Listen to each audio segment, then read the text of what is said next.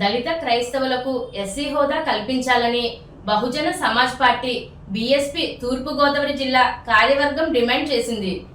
ఈ సందర్భంగా గురువారం Rajahmundry doctor BR Ambedkar community హాల్లో ఏర్పాటు చేసిన మీడియా సమావేశంలో బీఎస్పీ రాష్ట్ర ప్రధాన కార్యదర్శి గుమ్మపు చిత్రసేన మాట్లాడుతూ క్రైస్తవ మతం తీసుకుంటే ఎస్సీలకు రిజర్వేషన్లు వర్తించవని సుప్రీంకోర్టు ఇచ్చిన తీర్పును తీవ్రంగా ఖండిస్తున్నామని అన్నారు.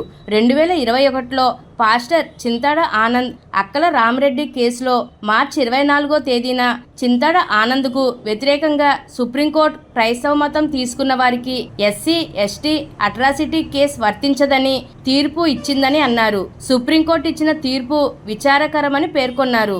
ఈ సందర్భంగా బహుజన సమాజ్ పార్టీ తూర్పుగోదావరి జిల్లా అధ్యక్షులు పట్నాల విజయ్ కుమార్ మాట్లాడుతూ మాజీ ఎమ్మెల్సీ ఆదిరెడ్డి అప్పారావు దళితుల పట్ల చేసిన అనుచిత వ్యాఖ్యలు ఆడియో రికార్డింగ్ వైరల్ అవుతున్నాయని వాటిని నిరూపించుకోవాల్సిన బాధ్యత ఆయనపైనే ఉందని అన్నారు. దళితులను కించపరుస్తూ మాజీ ఎమ్మెల్సీ ఆదిరెడ్డి అప్పారావు మాట్లాడిన మాటలు ఏ రాజకీయ పార్టీ ఖండించకపోవడం చాలా బాధాకరమని ఆవేదన వ్యక్తం చేశారు. ఈ మీడియా సమావేశంలో బీఎస్పీ నాయకులు బయ్యే మునీంద్ర, పల్లేటి అబ్బులు, కొండపల్లి సూరిబాబు, కొత్తపల్లి శేఖర్, సాకిరి ధర్మరాజు, కొంకి రమేష్ తదితరులు పాల్గొన్నారు. నిన్న కాక మొన్న మార్చి 24వ తేదీన సుప్రీంకోర్టు ఒక జడ్జిమెంట్ ఇవ్వడం జరిగింది.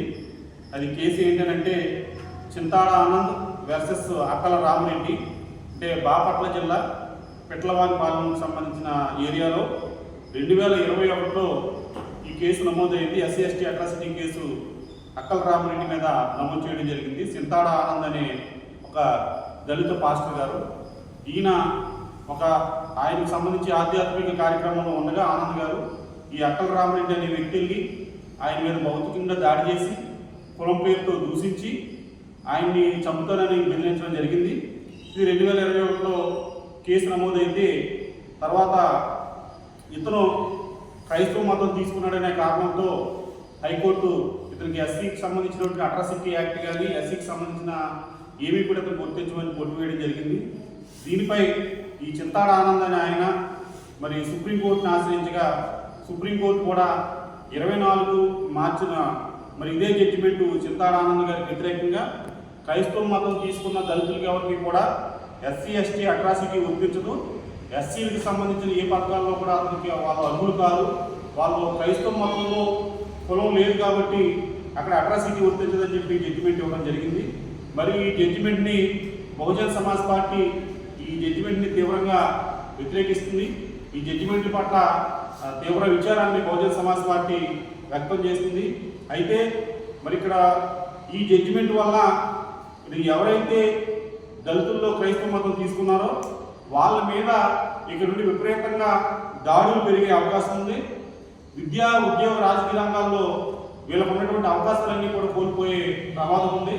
ఇవాళ హిందూ మతంలో కుల వివక్ష ఉండడం వల్ల హిందూ మతంలో ఉన్నటువంటి దళితుల్ని రోడ్డు మీద నడవడానికి హక్కు లేకుండా చేసి, స్కూల్లో చదువుకోవడానికి హక్కు లేకుండా చేసి, అంటే సమాజానికి దూరంగా పెట్టి పశువుల కంటే హీనంగా చూస్తున్న పరిస్థితుల్లో వీళ్ళు ఇప్పుడు అప్పుడు ఉన్నటువంటి ఆదరించినటువంటి కులాన్ని పట్టించుకోకుండా అందరినీ సమానంగా చూసినటువంటి క్రైస్తవ మతంలో కానీ, సిక్కు మతంలో కానీ, బౌద్ధ మతంలో కానీ దళితులు చాలా చోట్ల మత మార్పిడికి లోనవడం జరిగింది. అయితే దానికి కారణం ఏంటంటే వాళ్ళకి ఆధ్యాత్మిక భావన కావాలనే ఉద్దేశంతో వెళ్ళడం జరిగింది. అంటే ఉన్న చోట సమానత్వం లేనప్పుడు అణచివేతున్నప్పుడు అట్లాంటి పరిస్థితి ఇప్పటికీ కూడా అదే పరిస్థితి దళితులకు ఎదురవుతూ ఉంది. చాలా చోట్ల గుడుల్లో కూడా రానున్నటువంటి పరిస్థితి దళితులు అవమానాలు ఎదురవుతున్నారు. అది సామాన్య దళితులే కాదు, గతంలో రాష్ట్రపతిగా పనిచేసినటువంటి కోవింద్ గారినే మరి గుడి మెట్ల మీద ఉంచి అవమానించడం జరిగింది. ఒక రాష్ట్రపతినే గుడి లోపలికి రానున్న పరిస్థితి దేశంలో ఉంది. అలాంటి పరిస్థితుల్లో వాళ్ళ ఆధ్యాత్మిక చింతన కోసం రకరకాల మతాలని వాళ్ళు ఆచరించడం జరిగింది దళితులు. మరి దాన్ని బేస్గా చేసుకుని ఇవాళ క్రైస్తవంలో కులం లేదు కాబట్టి వీళ్ళకి రిజర్వేషన్స్ హక్కు లేదు, వీళ్ళకి అట్రాసిటీ వర్తించదు అని అంటే ఇప్పుడు 90% దళితులందరూ కూడా మరి ఆధ్యాత్మికంగా క్రైస్తవాన్ని ఫాలో అవుతున్నారు. మరి ఇదే విధంగా అనుకున్నప్పుడు దీనికి కారణం ఏంటంటే 1950 నాటి రాజ్యాంగ ఉత్తర్వులు ఉన్నాయి. ఈ 1950 నాటి రాజ్యాంగ ఉత్తర్వుల్లో ఏం చెప్తారంటే ఒక హిందూ మతంలోనే కులం ఉంది కాబట్టి హిందూ మతం తప్ప మిగతా ఏ మతాల్లో కులం లేదు కాబట్టి హిందూ మతంలో ఉన్న దళితులకు మాత్రమే అట్రాసిటీ అప్లై అవుతుంది, లేదంటే విద్యా ఉద్యోగ రాజకీయ రంగాల్లో రిజర్వేషన్ అప్లై అవుతాయని చెప్పేసి 1950 నాటి రాజ్యాంగ ఉత్తర్వులు ఉన్నాయని మీరే చెప్తున్నారు. మరి 1950 నాటి రాజ్యాంగ ఉత్తర్వులు ఉన్నప్పుడు 1956లో మరి సిక్కు మతస్థులు కూడా ఎస్సీ జాబితాలో తీసుకోవడం జరిగింది. అంటే హిందూ మతం కాకుండా సిక్కు మతం తీసుకున్న దళితులు కూడా ఎస్సీలుగానే పరిగణించబడతారో, వాళ్ళ మీద ఏదైనా సిక్కు మతం తీసుకున్న దళితుల మీద దాడి జరిగితే వాళ్ళకి ఎస్సీ ఎస్టీ అట్రాసిటీ అప్లై అవుతుంది. వాళ్ళకి విద్యారంగంలో కానీ రాజకీయ రంగంలో కానీ ఉద్యోగ రంగంలో కానీ ఎస్సీ అంతకుముందున్న ఎస్సీ హిందువులకి హిందూ మతం ఉన్న ఎస్సీలకి ఏ విధంగా అయితే అన్ని హక్కులు సంపూర్ణంగా అందుతున్నాయో సిక్కు మతం ఉన్న ఎస్సీలకు కూడా అందుతాయని చెప్పేసి 1956లో సిక్కు మతస్థులకి మరి రాజ్యాంగ ఉత్తర్వులో సిక్కు మతస్థులు చేర్చడం జరిగింది. తర్వాత 1990లో మరి చాలా మంది దళితులు బౌద్ధాన్ని ఫాలో అవుతున్నారు కాబట్టి వాస్తవానికి బౌద్ధంలో కులం లేదు, కులం ఉన్నదల్లా హిందూ మతంలో ఉంది. కానీ దళితులందరూ కూడా బౌద్ధాన్ని ఫాలో అవుతున్నారు కాబట్టి బౌద్ధంలోకి మారిన దళితులకు కూడా ఎస్సీ ఎస్టీ అట్రాసిటీ అప్లై అవుతుంది. విద్యా ఉద్యోగ రాజకీయ రంగాల్లో వాళ్ళకి హిందూ మతంలో ఉన్న ఎస్సీలకు ఎలాగైతే అవకాశాలు ఉన్నాయో బౌద్ధంలో మారిన వాళ్ళకు కూడా ఏ అవకాశాలు ఉంటాయని చెప్పేసి 1990లో మరి బౌద్ధంలో మారిన వాళ్ళకు కూడా అవకాశాలు కల్పించడం జరిగింది. మరి ఇప్పుడు బహుజన్ సమాజ్ పార్టీ తరఫున మేము డిమాండ్ చేసేది ఏంటంటే 56లో సిక్కుల్ని 90స్లో బుద్ధిస్టులు ఏ విధంగా అయితే ఆ జాబితాలో చేర్చే అవకాశాలు కల్పించారో ఇప్పుడు మరి క్రైస్తవ మతంలోకి మారిన దళితులకు కూడా అదే విధంగా ఒక ప్రెసిడెన్షియల్ ఆర్డర్ తీసుకొచ్చి లేదంటే పార్లమెంట్లో ఒక చట్టం చేసి క్రైస్తవ మతం తీసుకున్న దళితులకు కూడా ఇదే విధమైన అవకాశాలను ఇదే విధమైన హక్కుల్ని కల్పించాలని చెప్పేసి బహుజన్ సమాజ్ పార్టీ తరఫున డిమాండ్ చేస్తూ ఉన్నాం. ఈ విషయం మీద మరి గతంలో 2005లోనే బెహన్ కుమారి మాయావతి గారు నిజాం కాలేజీలో జరిగినటువంటి బహిరంగ సభలో ఓపెన్గా చెప్పడం జరిగింది. దళిత క్రైస్తవుల్ని ఎస్సీ జాబితాలో చేర్చాలని చెప్పి బహుజన్ సమాజ్ పార్టీ డిమాండ్ చేస్తుంది. అని డిమాండ్ చేయడమే కాకుండా ఆనాటి ప్రధానంగా ఉన్నటువంటి మన్మోహన్ సింగ్ గారికి 2 సార్లు బహుజన్ సమాజ్ పార్టీ లెటర్ రాయడం జరిగింది. మీరు పార్లమెంట్లో బిల్లు పెట్టినట్టయితే బహుజన్ సమాజ్ పార్టీకి ఉన్న ఎంపీలందరూ కూడా ఈ బిల్లుకి మద్దతుగా ఓటేస్తారని చెప్పేసి మాయావతి గారు 1-2 సార్లు ఆనాటి ప్రధానమంత్రి మన్మోహన్ సింగ్ గారికి లెటర్ రాయడం, ఈ విషయం అనేక రాజకీయ వేదికల మీద బహుజన్ సమాజ్ పార్టీ లేవనెత్తడం జరిగింది. అయితే ఆనాడున్నటువంటి కాంగ్రెస్ పార్టీ 2004 నుండి 2014 వరకు కేంద్రంలో అధికారంలో ఉన్నప్పటికీ కూడా దళితులు ఓట్లు వేయించుకుంటే తప్ప దళితులకి భవిష్యత్తులో ఇటువంటి ఇబ్బంది రాకుండా చేయాలన్న ఆలోచన కనీస జ్ఞానం వాళ్ళ దగ్గర లేదు. మరి దళితులు ఓట్ల మీద ఉన్నటువంటి శ్రద్ధ, దళితుల హక్కుల మీద, దళితులు అణచివేతను అరికట్టడం మీద ఆనాటి ఉన్నటువంటి కాంగ్రెస్ పార్టీకి లేకుండా కనీసం 10 సంవత్సరాల అధికారంలో ఉన్నా కూడా పార్లమెంట్లో పూర్తి స్థాయి మెజార్టీ ఉంది. అవుట్ సైడ్గా బహుజన్ సమాజ్ పార్టీ 10 సంవత్సరాలు మాయావతి గారు అప్పటి యూపీఏ ప్రభుత్వానికి సపోర్ట్ చేస్తున్నప్పటికీ కూడా మరి వాళ్ళు బిల్లు పెట్టి వీళ్ళకి పర్మనెంట్ అంటే ఒక శాశ్వత రక్షణ కల్పించాల్సిన అవకాశాన్ని వాళ్ళు బీజేపీలో వదులుకోవడం జరిగింది. ఇవాళ వచ్చినటువంటి ఈ కేంద్రంలో ఉన్నటువంటి బీజేపీ ప్రభుత్వం లేదంటే ఎన్డీఏ ప్రభుత్వం ఏదైతే ఉందో మరి వీలైనా సరే ఈ డిమాండ్ని అమలు చేయాలని చెప్పి డిమాండ్ చేస్తూ ఉన్నాం. మరి నరేంద్ర మోడీ ప్రధానమంత్రి గారు ఏ చెట్టు కింద ఆ పాట పాడుతున్నారు? ఈశాన్య రాష్ట్రాలకు వెళ్తే క్రైస్తవుల గురించి మాట్లాడతారు, నార్త్ ఇండియా వస్తే హిందువుల గురించి మాట్లాడతారు, కేరళ వెళ్తే మళ్ళీ క్రైస్తవుల గురించి మాట్లాడతారు. ఇక్కడేమో మన ప్రధానమంత్రి గారు కానీ బీజేపీ నాయకులు కానీ ఎన్డీఏ నాయకులు కానీ ఇక్కడేమో గోవధని వ్యతిరేకంగా మన దగ్గర స్టేట్మెంట్లు ఇస్తారో, ఈశాన్య రాష్ట్రాలకు వెళ్ళేమో మిమ్మల్ని గోమాసం ఎవరు తినొద్దన్నారు, మీ ఇష్టం వచ్చినట్టు తినండి, మా ప్రభుత్వానికి ఏం అభ్యంతరం లేదని చెప్తారు. గోవాకి వెళ్ళాము ఇక్కడ సఫిషియెంట్గా గోమాసం సప్లై చేస్తాము, విదేశీ పర్యాటకులు రండి వీళ్ళకి చెప్తారు.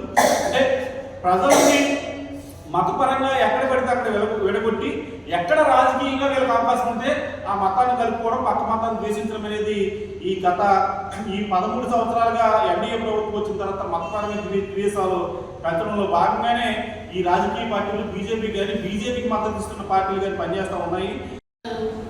ఏదైతే ఉదయ విషయం మీద మాట్లాడిందో బహుజన్ సమాజ్ పార్టీ దాన్ని తీవ్రంగా ఖండిస్తుంది.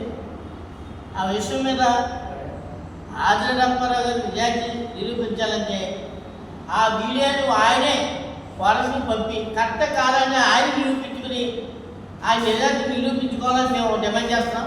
ఎందుచేతంటే ఏ గవర్నమెంట్ వచ్చినా సరే షెడ్యూల్ కులాల మీద గొడవ చేయడం, ఇబ్బందులు పెట్టడం, అప్పుడు ఏది ప్రతిపక్షంగా గవర్నమెంట్ వచ్చి వాళ్ళ మీద తప్పుడుగా మాలలందరినీ మాదిగలందరినీ కూడా యాక్టివ్ చేసి మేమే ఆయన్ని నిరూపించడం జరుగుతున్నాయి. ఎవరు మనం జెండాలు పోయిన వరకే పరిమితం అవుతున్నాం తప్ప ఎట్టి పరిస్థితుల్లోని కానీ బాబాసాహెబ్ని కులాన్ని అడ్డుపెట్టుకుని ఈ రాజకీయ పార్టీలు పప్పు గడుపుతాయి అధికార ప్రతిపక్షాలు. ప్రతిపక్షం ఇప్పుడు ఏదైతే ప్రతిపక్షం ఉందో కానీ అధికార పక్షం ఉన్నప్పుడు చాలా సంఘటనలు జరిగాయి. కానీ ఇప్పుడున్న ప్రతిపక్షంలో ఉన్న లీడర్స్ ఎవరు కూడా ఆ రోజు స్పందించలేదు. ఇప్పుడు అదే పరిస్థితి. ఇప్పుడు తెలుగుదేశం పార్టీ అధికారంలోకి వచ్చింది, మళ్ళీ అదే పరిస్థితి. తెలుగుదేశం ఉన్న లీడర్స్ ఎవరు కూడా దీని మీద ఎవరు కూడా స్పందించలేదు. ఈరోజు జడ్జిల క్యాస్ట్ సుప్రీంకోర్టు తీర్పుని ఏ గవర్నమెంట్ కూడా అధికార ప్రతిపక్షాలు కూడా ఎవరు కూడా ఖండించకపోవడం చాలా బాధాకరం. అలాగే నిన్న కాక మొన్న ఆకుపీడిలో రఘురామకృష్ణరాజు గారు అక్కడ ఎక్కువగా 2000 మంది షెడ్యూల్ కులాలు ఉంటే అక్కడికి వెళ్ళి ముందు కడతాను, మీరు ఏం చేస్తారో చేసుకోండి అని చెప్పేసి వాళ్ళ అందమైన దౌర్జన్యం చేయడం. అలాగే గన్నవరంలో ఒక పెళ్ళి అయిపోయింది, అలా అయిపోతుంది. పెళ్ళి అయిపోయి అక్కడ గన్నవరం దగ్గర అక్కడ కుందనాపల్లిలో అక్కడ బాడీ చనిపోయిన బాడీని కూడా తీసుకెళ్తుంటే అక్కడికి వెళ్ళకూడదని ఆఫ్ చేయడం చాలా బాధాకర విషయాలు. ఇది ఏదైతే ఉందో కేవలం షెడ్యూల్ కులాల్లో ఒక వర్గాన్ని టార్గెట్ చేస్తూ, షెడ్యూల్ క్యాస్ట్లో ఒక వర్గాన్ని టార్గెట్ చేస్తూ గవర్నమెంట్ నడుస్తుంది. మేము దీన్ని చాలా తీవ్రంగా ఖండిస్తున్నాం. ఎన్ని చేద్దంటే ఇప్పుడు ప్రతి కులానికి అన్ని రాజకీయ పార్టీలు సపోర్ట్ చేస్తుంది, కానీ ఈ ఎస్సీ కులంలో ఒక వర్గం మాత్రం అన్ని రాజకీయ పార్టీలకి వ్యతిరేకంగా ఉంది. అన్ని రాజకీయ పార్టీలు కూడా చాలా ఇబ్బంది పెడుతున్నారు. మేము దాన్ని తీవ్రంగా ఖండిస్తున్నాం. కోనసీమ జిల్లాలో కానీ ఈ రాష్ట్రంలో కానీ జరుగుతున్న పరిమాణాలన్నీ కూడా చాలా తీవ్ర ఇబ్బంది కలుగుతున్నాయి. ఎట్టి పరిస్థితుల్లో ఏదైతే కూటమి ప్రభుత్వం తన తీరును మార్చుకోకపోతే చాలా ఇబ్బందికరండి. 151 సీట్లు వచ్చిన వైసీపీ 11 సీట్లు ఎలా వచ్చాయో మీకు కూడా అదే గతి పడుతుందని చెప్పేసి సీరియస్గా బహుజన సమాజ్ పార్టీ తెలియజేస్తుంది. ఇది చేస్తే వైసీపీ అధికారుల్లో కూడా బహుజన సమాజ్ పార్టీ చాలా తీవ్రమైన ఉద్యమం చేసి ఈరోజు ఈ స్థితి రావడం బహుజన సమాజ్ పార్టీ చాలా కీలక ప్రాంతం వహించింది. అలాగే టీడీపీకి కూడా ఈ కుటుంబ ప్రభుత్వానికి కూడా మేము చాలా గట్టిగా తెలియజేస్తున్నాం. మీరు చేస్తున్న పనులు మీ వరకు వస్తాయో లేవో అధినాయకులు కానీ లోకల్గా బలహీన వర్గాలు చాలా ఇబ్బంది పడుతున్నారు. గ్రామాల్లో ప్రజలు చాలా ఇబ్బంది పడుతున్నారు.